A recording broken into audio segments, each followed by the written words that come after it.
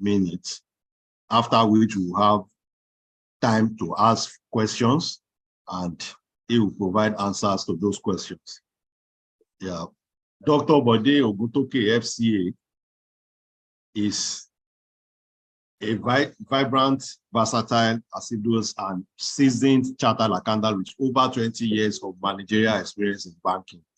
He's an experienced chartered accountant, business strategist, and risk and control manager with good bias for technology, cybersecurity, and process automation. He's committed to enterprise assurance and corporate strategy. He was privileged to have experienced the evolution of banking from manual operations in the early 90s to full automation of banking processes and service delivery channels. His involvement in the banking evolution in the past 30 years has prepared him to further contribute to the future development of the financial service industry for satisfactory customer experience, including management and leadership. Currently, he is responsible for the audit activities of FBN Holdings PLC and coordination of the group audits. He has extensive experience within the banking industry with cross-functional exposure in internal audits, internal control, financial control, and banking operations, with a strong bias for information technology and cybersecurity. Until his appointment in FBN Holdings, he served as the head of IT and e-business control for Union Bank, with responsibility to design and implement controls, policies, and standards, covering all sources of risk in IT infrastructure, governance, processes, e-business, and payment systems. Prior to this, he designed and headed information system audits of Skybank, now Polaris Bank. He had led several IT projects, automation of control and audit processes, and a cybersecurity program. Dr. Bode holds a Doctor of Philosophy in Business Administration and Strategic Management from Babcock University, having earlier bagged a Master of Philosophy in Business Administration, Masters in Business Administration, and a bachelor's degree in Banking and Finance. He's a fellow of the Institute of Chartered Accountants of Nigeria, as well as honorary senior member of Chartered Institute of Bankers of Nigeria. He is a certified information system auditor, certified in risk and information system control, and certified in governance of enterprise IT. He has won awards for innovation in FBN Holdings for transformation of the internal audit process across the group, as well as Great Place to Work, exceptional people's manager. He is committed to providing assurance, enhancing controls, and inspiring systemic change in the financial services and beyond. Distinguished colleagues, friends, and guests on this call, welcome with me, Dr. Bode Oguntoke. For the next 45 minutes, we benefit from his wealth of experience.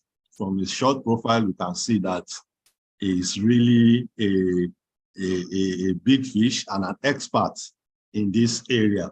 So I want to urge us to stay glued and be ready to cruise along with him at the highest altitude as long as he wants to take us through for the next 45 minutes. So Dr. Bode Oguntoke, you are welcome, sir. So I want us to welcome him by dropping emojis in our chat box as he goes ahead for the, you have the floor, sir. Thank you, Igds. Good afternoon, my chairman, the immediate past chairman, the pioneer chairman, distinguished colleagues, ladies and gentlemen. I thank you, Igds, for the good words. And I'm very glad to be part of this, to share knowledge and experience with you, my colleagues. The topic, which is cyber risk management, mitigating threat to businesses, is for us as accountants to know what cyber risk is, and in case we we are dealing with our customers and also in our establishment, we'll be able to know what to do. This is not a cybersecurity class completely per se. Many things I will try as much as possible not to use too much of terminology because I know that we are chartered accountants. But notwithstanding, it is good for us as chartered accountants to also know the language of technology. So let me go by saying that if you want to do any business today, I think only very few businesses will not require being online, will not require online presence. Only very few businesses. If any business want to go very wide, want to go very far, you will agree with me that that business must be online. And immediately you are having online presence, you are likely to face the challenges that relate to online. It's just like if you say you want to go to you are going to the river and you don't want water to splash on you. Once you go online, you are likely to face the challenges in online. So that's what we will be looking at. So, but it is good for us to be online. It is good for the business to be online because when your business is in the cyberspace, you will agree with me that it will experience improved efficiency.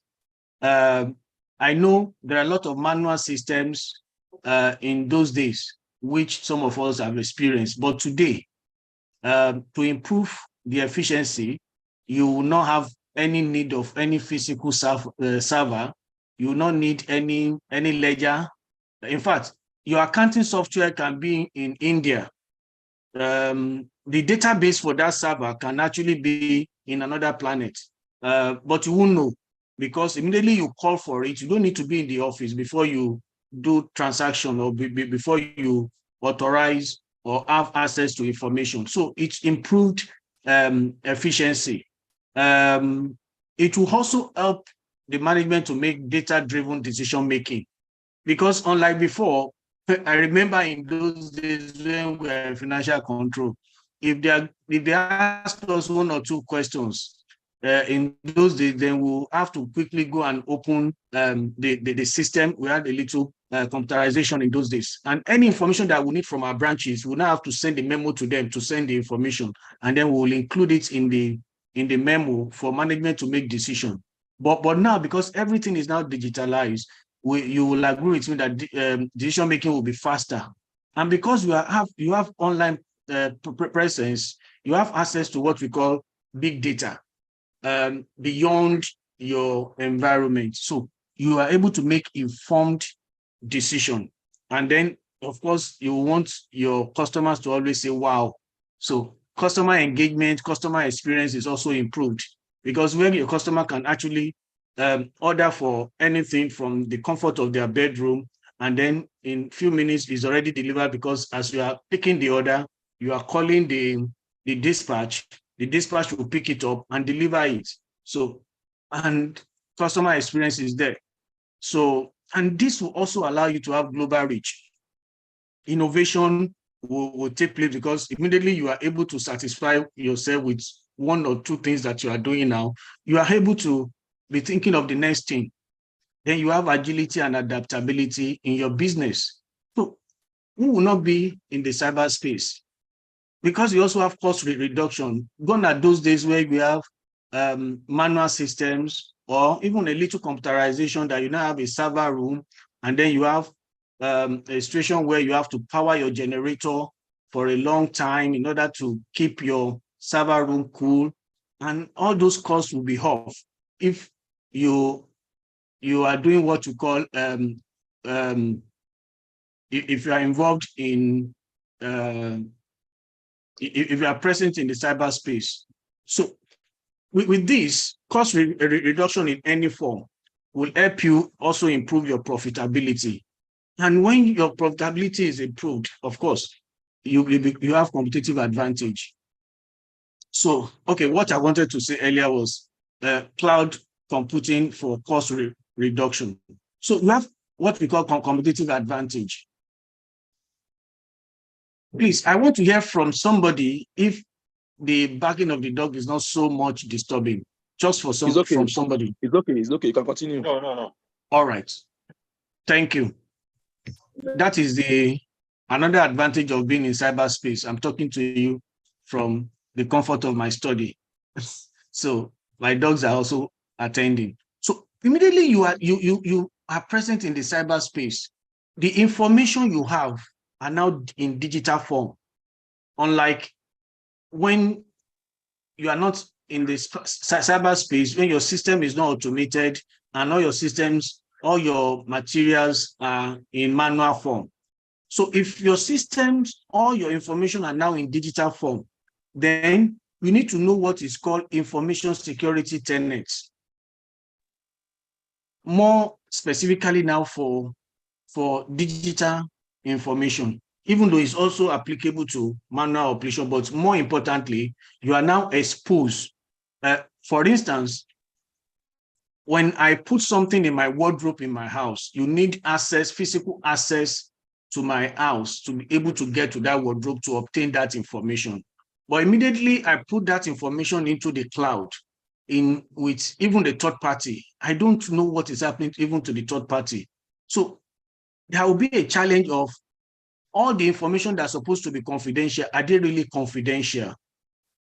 So you have confidentiality issue. Confidentiality means that to ensure that information is accessible only to the authorized people. Then you have issue of integrity. In those days, you have a list of 20 items and then you use a calculator to compute it. Then you are sure of what you are taking to the management. But now, you don't know whether anybody is accessing the database where you are going to extract the information from. So you need to safeguard the information in wherever form, wherever they are, to ensure accuracy and completeness of the information and the process of even generating your information. Then you have the issue of availability. Availability simply means that anytime you want to access the information, you're able to access the information. I will give you an instance. Today, you want to access your email. You are able to go to your Gmail and type your username and password. And then here you go, you see your mail. What if you just get announced that Gmail is down? No matter what you want to do throughout that period, you will not be able to do it. That means Gmail is not available. I remember recently when WhatsApp was down and nobody was able to chat. So the availability of the service, the availability of information, the availability of the access is also a concern when we have information, when you have online presence. And so what will affect the confidentiality, the integrity, and the availability of your information and your assets in cyberspace? That is what we call cyber threat. Cyber threat is the possibility that malicious acts will be carried out to damage your data, to steal your data, or to disrupt your operations. Is cyber threat is the possibility that if it were to be the entrance to my house, you can hear my dog barking, then you know that you may not be able to come in, or security guard will stop you from coming in. But that threat is physical to you.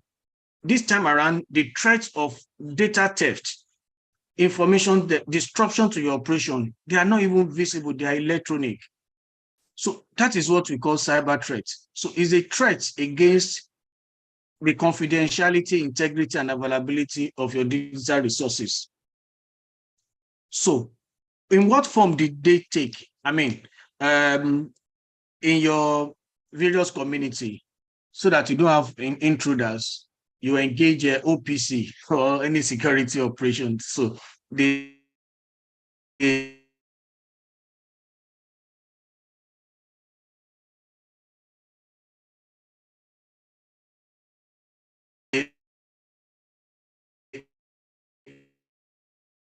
will give their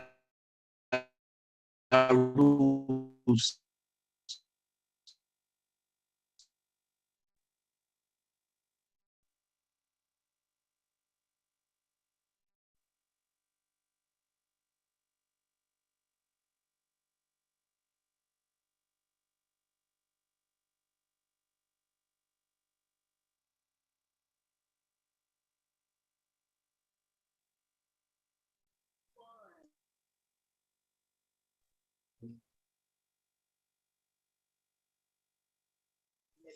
I think we lost him. What's for my son? Okay, we'll try to reach him.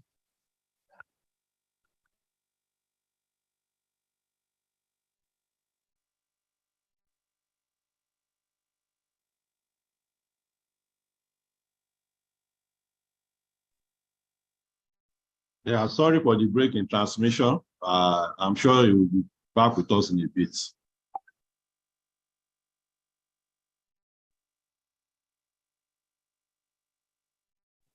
For those who are joining us for this meeting and yet to register their details in the chat box, please go to the chat box, register your name, email address, membership number, and your district. If you don't belong to any district, kindly enter your details as well. You can also get in touch with us on our Igds line. It has been posted on the chat box so we can talk to you and bring you on board. So the chat room will serve as attendance for you to claim your credit hours for this meeting. And like we said, the MCP will only be given to people that join the meeting for at least 45 minutes. So please go to the chat box and register your details while we await the paper presenter. I want to use it to recognize our councillor and our honorary treasurer, Otumba Abiola, for joining this meeting. Thank you so much for joining, sir. And other duties chairman on board. Hello, I'm back. Okay, you can continue, sir. All right. Yeah, thank you. Apology for the disruption. I think this also explains what we mean by if it were to be a physical meeting, maybe we will have continued the conversation even if the power is taken. So as I was saying, let's look at somebody that is nourished and somebody that is malnourished. So it's simply saying that when something is wrong with either the hardware or the software, especially the software. So it's a form of software that does what is not acceptable, what is not intended. So that is a malware, and it comes in different forms. So there's possibility that something will infect, malware will infect your system, and then your system will stop functioning well. Your data may be stolen as a result of that infection. That's where you hear the word virus, Trojan. Those are the malware. That is the malfunctioning or the undesirable software. One form of such malware is what we call ransomware. Ransomware is when your system is infected in a manner that all the files that you have on your systems are now encrypted, and somebody is asking you for ransom to release the key so that your files will be readable. We see this in rampage nowadays, ransomware. There's another threat called social engineering. Social engineering, we may call it a no-brainer form of cyber attack. But what it's simply saying is that somebody may trick you. I will give you an instance very shortly. Somebody may trick you to get vital information from you. And we see this most of the time when customers of banks are social engineered by somebody calling them that we are calling you from so bank. We know that you have an account with us and we want to serve you better, but we'll observe unusual movement on your account and your account is about to be blocked. Can you please let us know? We are working to make sure that this does not happen to your account. And then in the process, they trick you to provide the details of your account, details of your card, details of your online transaction, details of your mobile transaction, and they started helping you to transact on your, they start to transact business on your account on your behalf. You know what I mean? That's the activities of the fraudsters. So without anything, they just trick you to collect information from you, and then they have access to what's supposed to be only for you. It's social engineering. Now, there's another one, which we call phishing. Phishing is simply you receiving the mail that you don't solicit for, but it appears to you like the mail is coming from a legitimate source, like the chairman sending a mail to me and the mail is bearing Kolawole. So I may assume that the mail is actually coming from Kolawole. So, and the mail is saying that, oh, I should quickly transfer so amount to so person, being the treasurer. If I had on it without quickly checking, is the mail actually coming from Kolawole? It may be that somebody has disguised a mail that will look like Kolawole's email to ask me to take action that I wouldn't have taken if I'd known that it's not Kolawole. So that is phishing. And it has also some other parts like spear phishing, where some individuals in high ranking are specifically targets for particular information or action, like sending phishing mail to the CFOs, to the CEO, to the C-suite. We call that one spear phishing. There are other one called denial of service. This one is a threat against the availability of your system. They can overwhelm your system in a manner that your system will be processing what is not supposed to process, and then it will not be able to process what is supposed to process. So that is a denial of service. In fact, the larger side of it is what is called distributed denial of service, DDoS, where many systems are attacking your system or sending information to your system at the same time, and your system is overwhelmed, and it can bring down the system. So these are threats. Okay, let me go to credential stuffing. Is when your system is up, your credentials are harvested and is being used on another system to see whether it will be correct. Don't let me bother you too much on that, but let me inform you about disinformation. We have come to a time in the cyberspace where the challenge is no more on misinformation. Misinformation is when I'm supposed to tell you A, I'm telling you B, and I want you to believe B. But disinformation is saying that I'm not even bringing B. I'm bringing a cloned form of A to you that is not the original of A. Fake A is what I'm presenting to you, and you are made to believe that it is the original A. So that is disinformation. It's called deep fake. In it, we have what we call deep fake, where you may accept the fake and reject the original. This has a lot of implication for businesses. And we're also seeing another form of threat in the cyberspace that is called supply chain attack, where different kind of your supply chain is attacked, especially the third party, where when you are expecting that is this vendor of yours that is logging into the system, whereas the system of that third party is already attacked, and they are using the third party to access your own system. So you are thinking that is a trusted relationship, whereas it's not. Now, for 2023, I just explained artificial intelligence to you now, which we call deepfake. Artificial intelligence is finding its way. I know that we just attended a webinar on artificial intelligence in the district, telling us that whether you like it or yes, artificial intelligence has come to stay, because we have developed to a level where we can make machines to learn. So when machine can learn, then we can harvest some level of intelligence from them. And they will be able to do it more efficiently than human beings because they are focused intelligence. Focused intelligence means that if I ask any one of us to write a memo on, write a memo to the chief executive officer, while you are writing that memo, you may be thinking of what you are going to eat. You may be thinking of what you are going to drink, while you are also thinking of what to write. But the machines have focused intelligence. But if this level of intelligence can come from computer, then we also have a challenge that can't it be used for an unethical purpose? And that is what we are saying, where in deepfake, you will make a machine to be watching the other machine to generate something different, to clone another thing that will make it completely like the original, whereas it's not. So artificial intelligence is having ethical issue, which of course is yet to be resolved.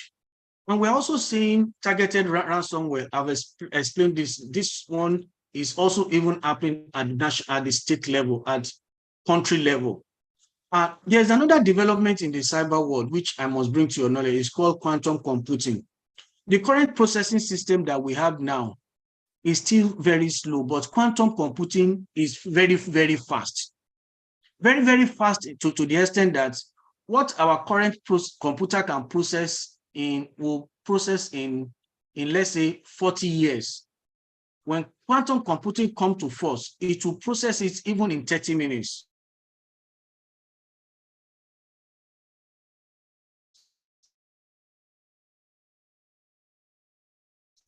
What is this telling us? When somebody is going to your password, when the person is using quantum computing to crack it, that means your password can be cracked in 5 minutes, in 3 minutes. So these are some of the challenges. Let me also mention that in the cyberspace, businesses are not immune to state-sponsored attacks. We are aware of the Russia-Ukraine war, and we know that all the supporters of Russia and the supporters of Ukraine may have some businesses outside the two countries that the other would know that once I attack this business in Nigeria, it's going to impact my direct enemy. So it will rather attack the other country. So we are seeing a state-sponsored cyber attack in various forms. This, of course, do quite a lot. And they do this most of the time using another technique that we call advanced persistent threats. This is when somebody attacks your system, find his way into your system, and stay there dormant until he's able to understand everything in your system before attacking you. So that means you see somebody that will enter your house, that when you are not in the house, is able to roam around your house, walk around your house, listen to your conversation, and understand you for many years without you discovering that the person is in your house. That is what is called advanced persistent threats. The ability to shield themselves to do that is an advanced technology. So we have this also going on. So your system must have been attacked like 10 years ago, and the outcome is now.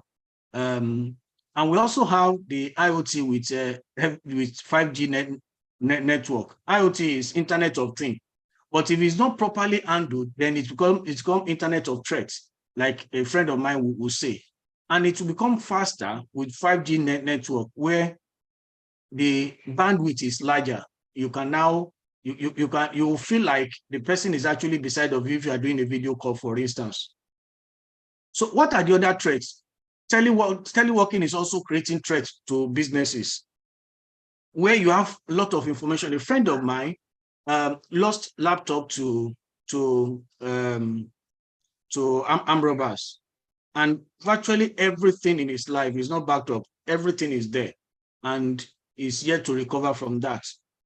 Another one that I must mention here, because I will use it to explain how to design control, is what we call insider threats. If there, Yoruba will say, I will say it in English, he said that if there is no crack on the wall, lizard will not be able to enter. So most of the attacks that we're talking about, if there is no insider, some of them will be able to succeed. Now imagine that even it's the insider that is also planning it. So we have this, which I will also, this one in particular is the one I will advise us as chartered accountant to look into. So I will help us with some simple design of controls. You can get to your office and be asking the question on Monday, and they will think that, oh, you are now a cybersecurity expert. We'll get to that in a few minutes. So let me skip this. So now, if you have these threats, what are the things that allow this threat to be exploitable in our businesses? Number one is unpatched systems and application. Every provider of software and hardware, anytime they discover that their system is vulnerable or they discover any security flaws on their equipment or software, they will design a software against that and ask you to apply it to your devices. That is why when you are using a phone, your phone occasionally will tell you that there is an update for you. So the same thing with your laptop, you say that there is update for you. So, but if you have a larger system, you have to contact, they will tell you when the patch is available. You have to apply this patch to edge against, attack against such vulnerability. But we discover that many people, in fact, if you look at some people's phone as we are on this call, it will tell them that they have an update. They will not update their system. They will not update their phone. How much more their laptop? So when you don't patch your system very well, when you don't update your system, your application, you are vulnerable, because what that thing is supposed to guide against is not in your system. So every business must know when to ask for the patch or system update and apply them accordingly. Number two, when you are configuring your devices, we as auditor and control person, I've seen just a quick fix. People just bring the network device and just get it to work without looking at what is the implication of some of the configuration they are doing. What we have seen on the field is that in the process of doing the fire brigade, allow me to use that word, of configuration, they misconfigure the system and expose the system and the device to attack. So that is number two. Number three is when you keep data in some devices or your network devices, there is a need to encrypt your device or your connection so that only people that are allowed to listen to the movement of data or communication within your devices or between your devices or among your devices and your connection will be able to listen to it. If you check your WhatsApp, WhatsApp is saying that your conversation is fully encrypted end to end. I know you will check that. Your conversation is encrypted end to end. What they are saying is that as far as WhatsApp is concerned, if you are not in WhatsApp, you cannot listen, you cannot read what is happening between one WhatsApp user and the other user. So that is what we call encryption. The same way your device or laptop can be encrypted such that unless you put password and username, nobody will read what is in your system. So even if anybody steals your laptop, it can't use any information on the system. So that is one of the vulnerabilities in the cyberspace. Number four is insufficient security training and awareness among employees. You see, in insider threats, we have different categories of insiders. We have ordinary and we have privileged users. We have ignorant users. We have privileged users. We have unintended users. We have intended users. All these are playing different roles, which if they are not properly trained, an ignorant user can expose the whole organization to the cyber attack. In fact, you allow me to use this word. You call the person at the end of the day, you call the person foolish. How could you do that? Whereas the person will simply say that, I'm just thinking that we just have to, what do you have to do?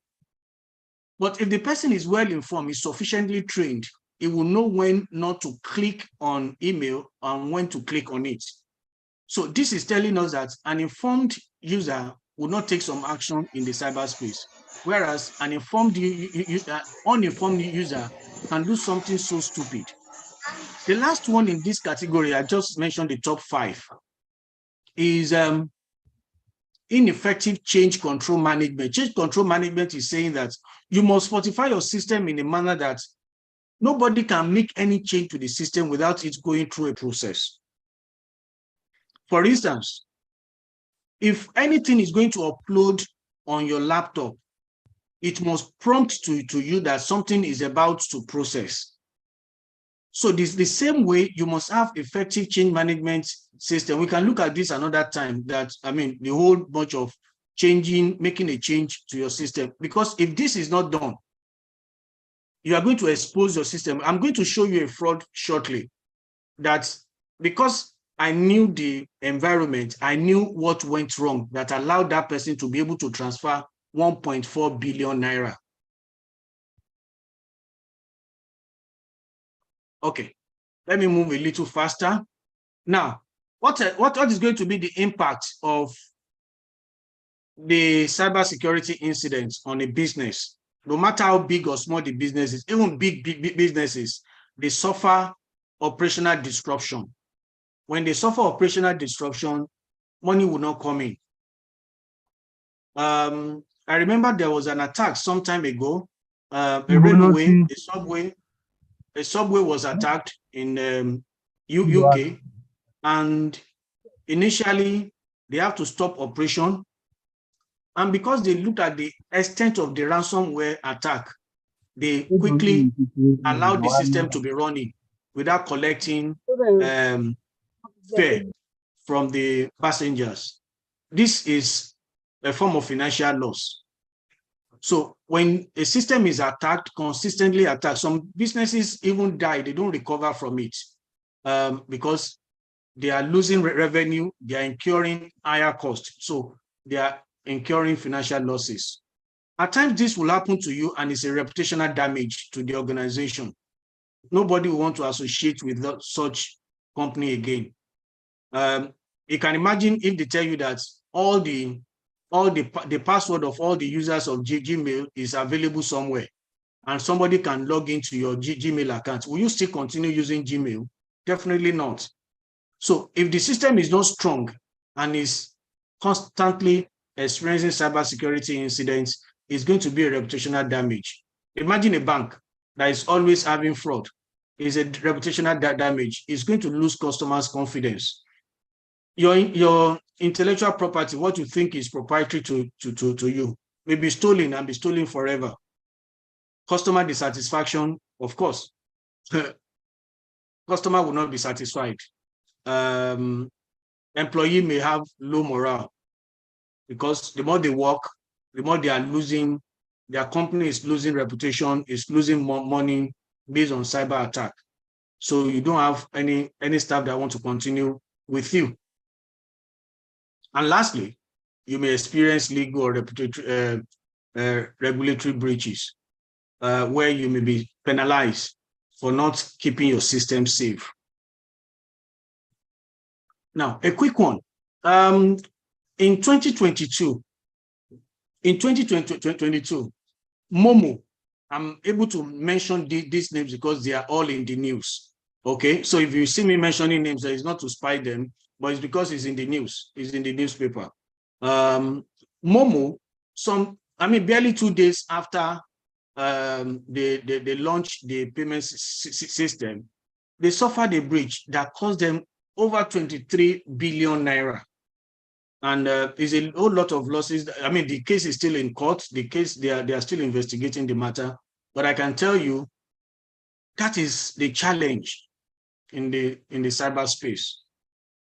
Uber, through social engineering, somebody is able to hack into the system by telling me, hello, I'm so person from IT, so app is happening to your system. Can you please supply the following information? And the guy is able, an 18-year-old boy was able to access the Uber network. And of course, Uber owned up to the situation and confirmed it on their Twitter page, now X, that they have been attacked. 18-year-old attacked them. Twitter of this world. The whole banks in South Africa was thrown into panic in 2021 when there was data breach that picked 1.4 million customers' information.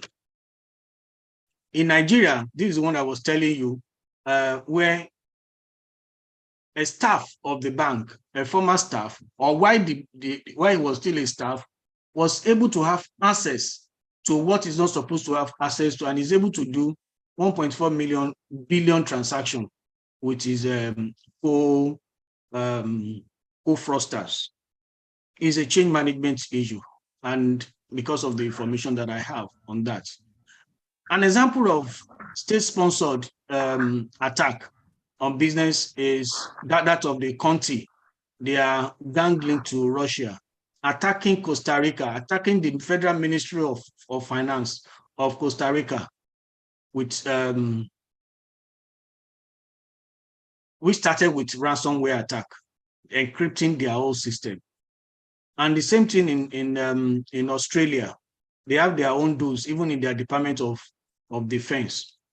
So what should a business do?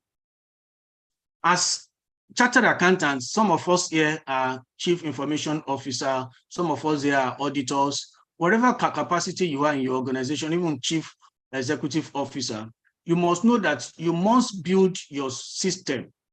Your business must have capacity to identify the processes and assets that need protection.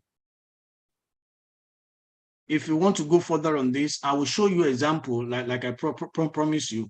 But you must design system. You must have policies. You must have procedures. You must have things that will help you to identify processes and assets that need protection. For instance, if you have strong risk management system, a strong risk management system will require you to have the list of all your processes. Identify the inherent risk in that process.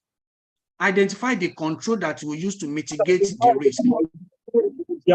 And then you will be testing those controls. So risk management system is under this category of identifying the process. The business must be able to show capacity to protect. And showing capacity to protect is saying that through safeguards and control implementation, all those processes and assets that you have identified that need protection, you are able to protect them. You put systems in place to protect them. I will show you an example of this shortly. Your business must show capacity to detect. You must have techniques that, in case there is any incident, how do you know that you have been attacked? Otherwise, remember advanced persistent threat. Somebody enters your house, you don't even know that the person has been living in your house for years. So if you have a good techniques or tools that would tell you that, oh, the perimeter has been breached, you will quickly detect any cybersecurity incident. Then, in case you are attacked and you detect the attack, how quickly can you respond to contain the situation? You must have techniques and system in place to quickly contain it. So is it to just remove the plug of the server, or is it whatever you need to do? What can you do to quickly respond to the occasion and then contain the situation? And lastly, you need to have techniques and system in place to restore your business to your business capacity. Because after the incident, you must be able to continue, you must have business continuity plan that will ensure that after the incident, you are able to make your money back. Now, this will happen in the next 3 minutes so that I will be able to open the floor for questions and comments. This is the one I was talking about. In case you want to audit insider threats in your organization, what are the things out of those capacities that I mentioned earlier, out of these ones? Identify, protect, detect, respond, and recover. This is a Nexus model, all right? Let's say insider threat, for instance. Do you have robust insider policy?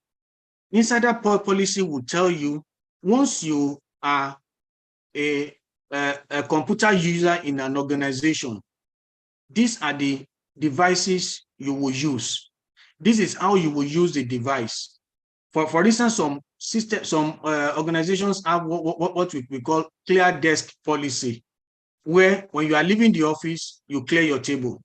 In the same way they have for computer. What do you do on your computer? So you must have a robust insider policy to contain insider threats. There are many of these. I will be very fast. This will be made available to you. So you must also, at the point of hiring everybody, to look out for threats. If it's suspicious to you, in accounting, we are told to probe to the bottom. So if a candidate is appearing suspicious to you, if somebody is having PhD and is applying for cleaner job, why won't you be concerned? If somebody is saying that he has a BSc in computer science and is applying for messenger work, won't you be concerned? How desperate can that person be? So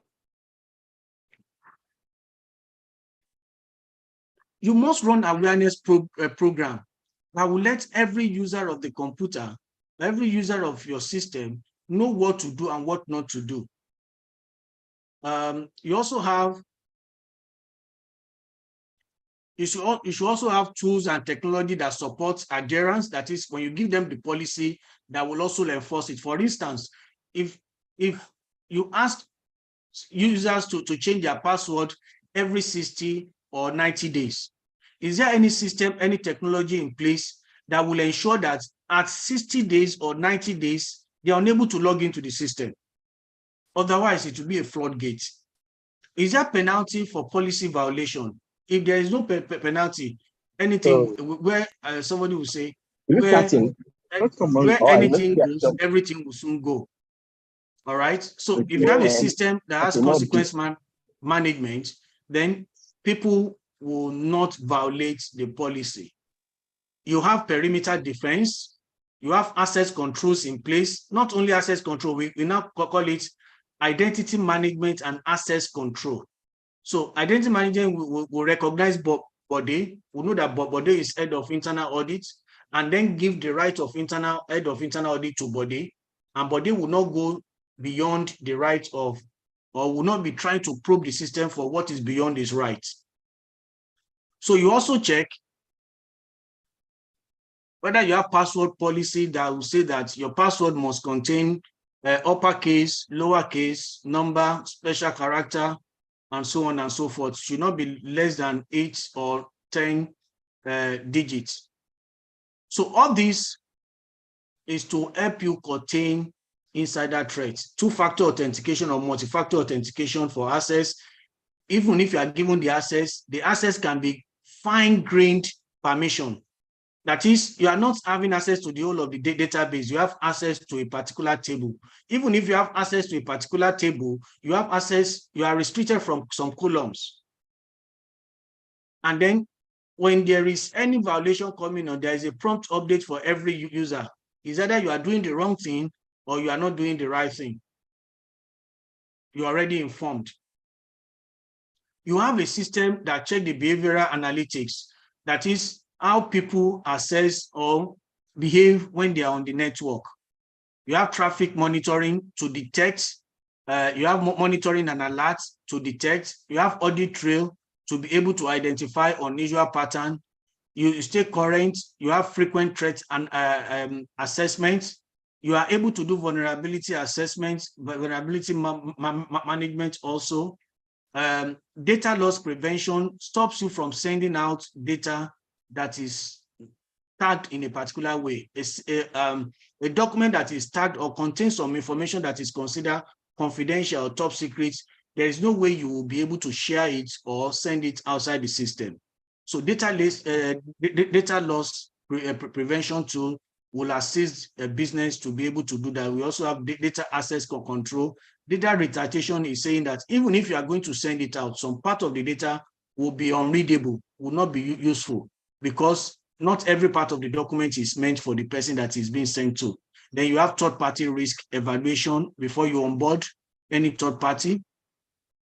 You tier your third party in a manner that they have different levels of access when they come to your system. You can even have what we call a VLAN, a virtual LAN for your third parties. And in case they are bringing their own device, you can request to have virtual machine on their system to do whatever they have to do for you as a company. So with that, your data is not going out with your vendor, all right? Or when your vendor comes to your system, you give them the computer they will use for their work. That is provision of devices for your third party.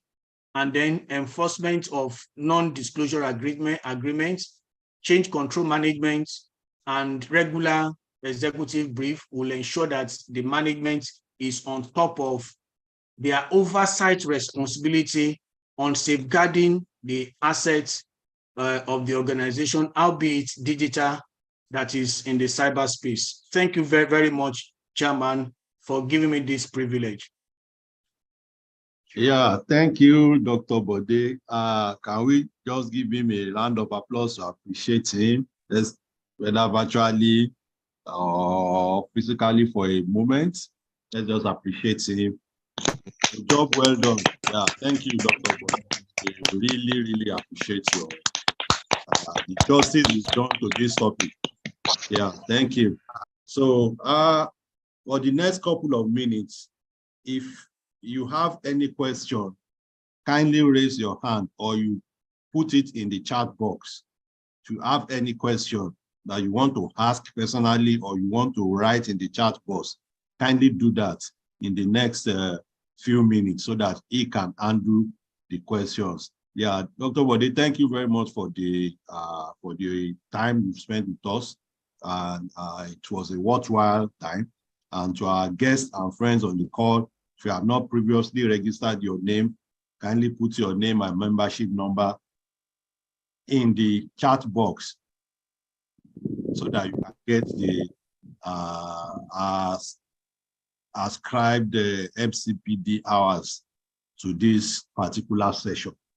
So I can see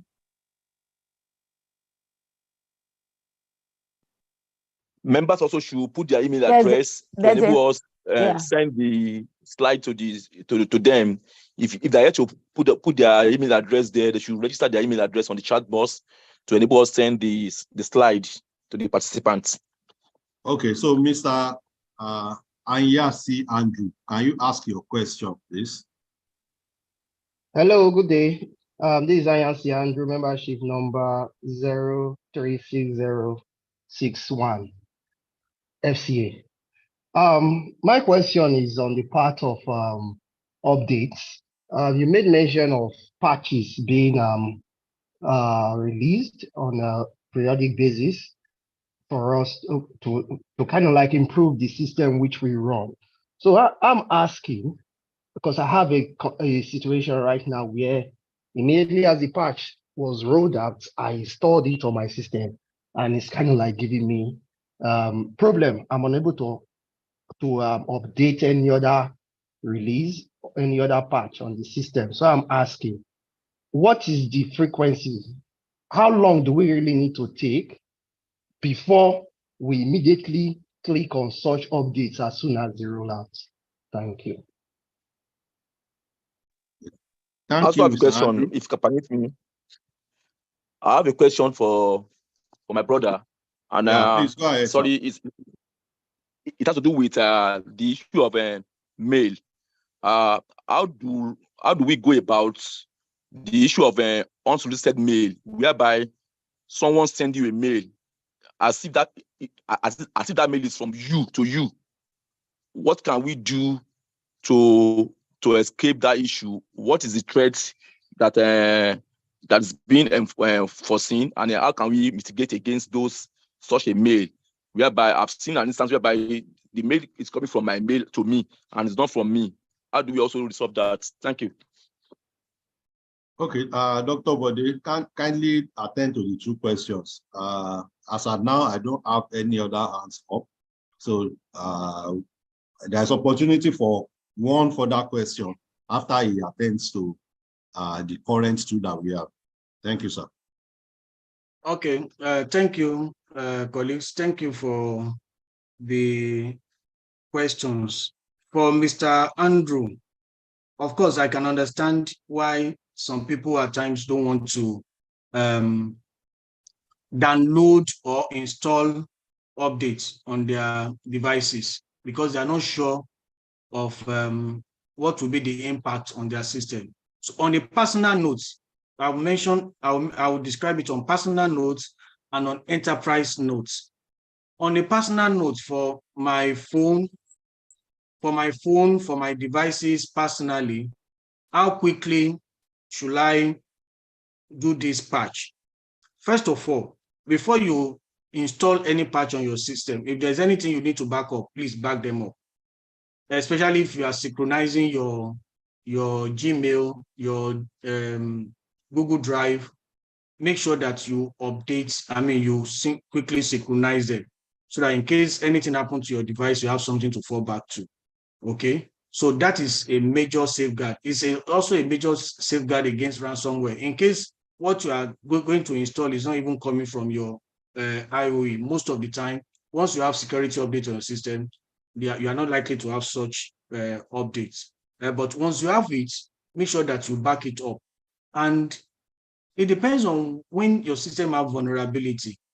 They will always tell you when you have updates, and you know where the update is coming from your phone. So as soon as you have the updates, make sure you back up and then install it. Because what we call the zero-day attack may happen where you have a vulnerability on your phone, on your device, and you also have an update that will take care of that vulnerability. But because you have not installed it, somebody else exploited the vulnerability on your device, and your system is so helpless in responding to it. So once you are sure of where it's coming from, back up your system and then do the installation. On enterprise level, you don't install patches like that. You don't install updates from OEM like that. It will go through what we call a change control management, a change control process. In the change control process, you have your test sites and your production sites. What we use in your organization is the production sites. That is when everything is happening online real time. But you have what we call a development site or a test site where this will first of all be applied. They will look at how the system responds to it before they apply it to the production site. So if you're an auditor here or control person, you'll know what I'm talking about. Or if you don't know, you can also ask, do we have production sites different from test or development sites, where you first of all test the update or patch that is given to us before you apply it to the real environment. At enterprise level, this is mandatory. You don't just apply a patch or updates like that. So I think I've been able to answer the question from Mr. Andrew. For my chairman, in case they are phishing you, we have something that is called anti-phishing solution. Anti-phishing solution at enterprise level, I will mention personally also. Anti-phishing at enterprise level will identify some mails as junk mail. And the first step to it is, if a mail is coming from external source, it must first of all inform you, the inside user, this mail is coming from outside FIRS. So if I'm sending mail to you, to your mail boss in your company, it must tell you that this mail is coming from outside the organization. This should put you first of all on alert. So if the mail is coming from outside and is now appearing like is your boss that is informing you to take a particular action, you should be put on inquiry. So that's number one. So it's one of the things that anti-phishing solution will do for you at enterprise level. All right. Another thing at enterprise level is awareness. When you are aware that you are suspicious of a particular mail, you over that email, it will tell you the real email. And I will explain it to you this way. If my email in my organization is bodeoguntoke@fbnholdings.com, all right, that's not it. I'm just telling you, it's at fbnholdings.com. And you are receiving an email from me that is showing my name the way it used to show it, Bode Oguntoke, but it's giving you a suspicion. You overrun over it, you are not likely to see the actual email address that I have.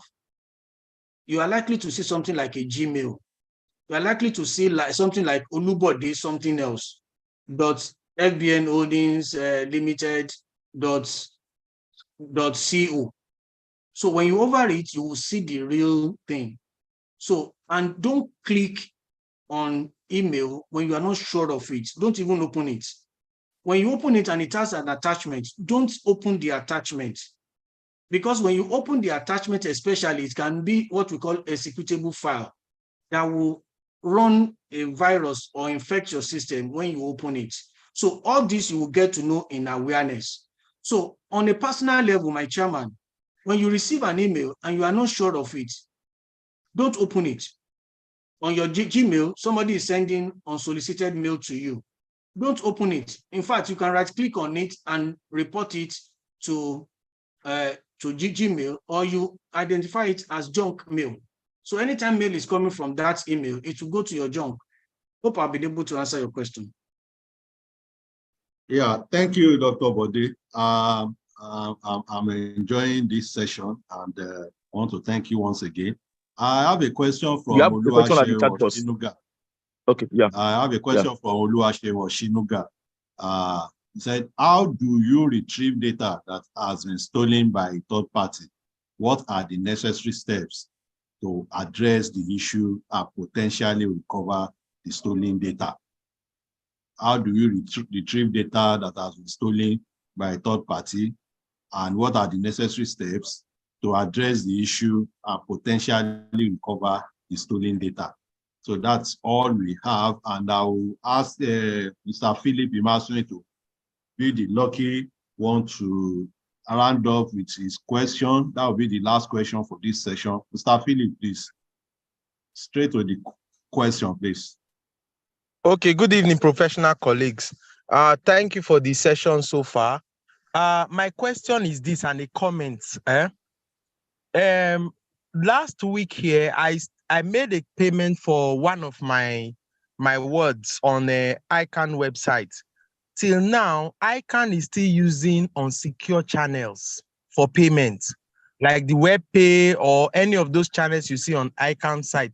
Even back in the times I was writing the exam, one time I actually thought I was being scammed, because once I clicked and I saw not secure, I was reluctant to proceed. I proceeded, it went through, but I did not see any PIN and serial number. I had to run to the office in Victoria Island. Then they now confirmed that, oh, it is actually from Ican. So this last week here, I was trying to make payment again for one 8-year student under me. The same thing is on secure channel. Why would Ican, as big as Ican, why would we be using unsecure channels, knowing that threat actors can capitalize on this thing to scam students and members? That's just my concern. I don't know what can be done to make all Ican payment channels secure.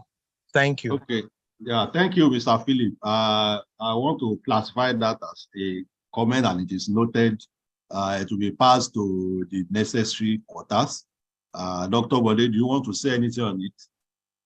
Okay, yeah. I think I can say something on it. I will note this. I will also make a quick check. Fortunately, I'm a member of the Board of Data and Information Technology faculty, and we are going to have a meeting with the IT of Ican. I think on this note we can provide. If I get any information on this, we'll put it on the website, on the platform for members. But I think this is very strange. It's very, very strange. I won't even allow anybody to make any payment on unsecure websites. There must be a padlock that will show to you that the system is encrypted, and then you can continue with your transaction. But when it is not showing that, it's very dangerous. Your credentials can be harvested.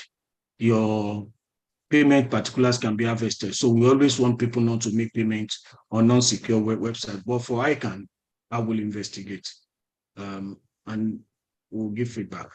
Thank you for that. The question from Oshinuga, I don't know the way the data have been stolen. Basically, there are 3 ways of getting data stolen from you. The data can be copied from you. So you only see a copy of your data outside. So you have not lost any data, except that a copy of your data is with somebody else. So with that one, I don't think you need retriever. That one has a copy of what you have. So it's just like somebody taking a snapshot of your notebook. For that one, I think you quickly, there is a policy under the data protection law and the national data protection that mandates such organization to disclose to the owners of the data and quickly possibly change the system in a manner that will render the data, the copy data useless. For instance, if your password, your username and password have been harvested and you are aware of it, it's just a matter of resetting all the users. So no user will be able to log in with the password that has been stolen. All right. So another way of getting data stolen is maybe the one you're talking about is cut and paste. I mean, the data was actually removed and then you don't have anything in your organization again. And close to that is ransomware attack. In ransomware attack, the data is with you, but it's already encrypted. So you can't even read it. So in the two occasions, your data have been stolen, but they are still in your, you can't access them. In that situation, the preventive, well, let's say preventive, the recovery method is what you call backup. Under your business continuity, you must have a business continuity policy and practice that will ensure that your system is always backed up. When your system is backed up, the worst case scenario is for you to lose something that is the last backup, which must be very frequent though. So if my last backup for my WhatsApp, for instance, is 2 days ago, so that means I've only lose the chat or conversation between in the last 2 days. Then I can go back to the previous ones. The same thing in an organization. A bank, for instance, cannot afford not to back up intraday and then at the end of the day.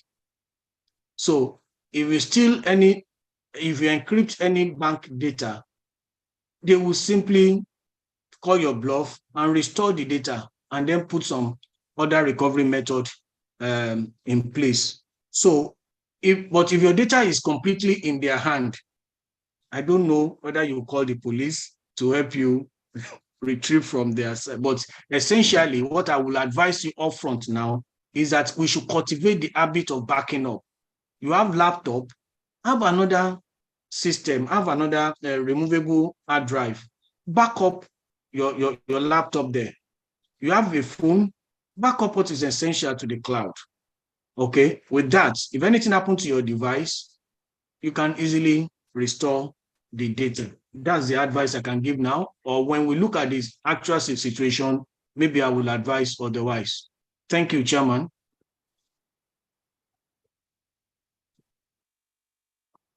Yeah, thank you so much.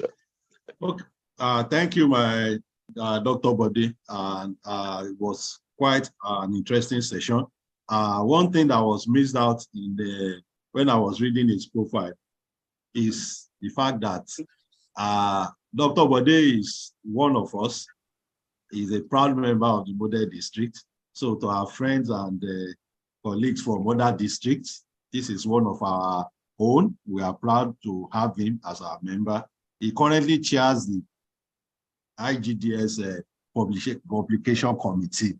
So if you are not here, I don't know where you want to be. So I want to urge distinguished colleagues to join us in the Model District without prejudice or disrespect to other districts. But I want to recommend that if you are on this call, you are not in any district, I recommend that you join us.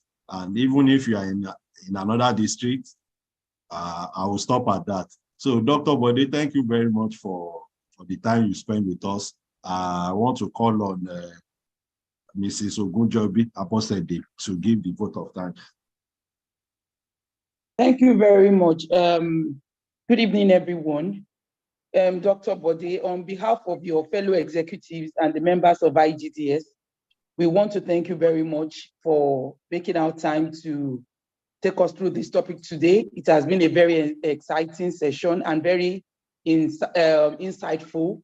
You've done justice to all the questions that have been asked, and I must say I learned a lot from this session. I'm personally proud that I have someone like this in my district, and I look forward to hearing you speak in bigger platforms than these. And I'm sure everyone that has joined this call today is equally proud that we have someone of this caliber within our district. Thank you very much. And I hope that when next we need you to take up other topics, you gladly oblige us. Thank you very much. Thank you. Thank you. Yeah. And with that, distinguished colleagues, friends from other districts, members of IGDS, we've come to the end of this session for this month. Other programs that we have, we'll be sharing. There's the SWAN program coming up next week. There's the Members in Practice program coming up.